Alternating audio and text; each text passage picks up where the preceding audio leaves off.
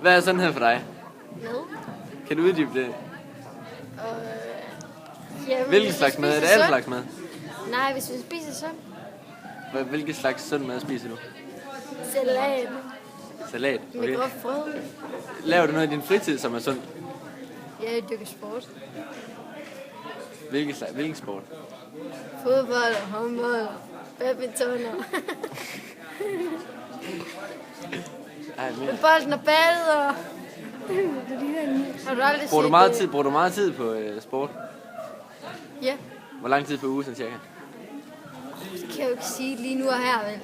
Jeg må jo ikke lyve for kamera. Jo, det må man godt. Bare lyve. Så bruger jeg cirka 1,5 time om dagen på sport. Går du i sådan styrketræning ned center? Nej, det er alt for dyrt.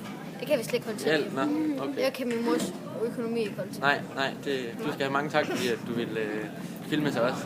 Tak.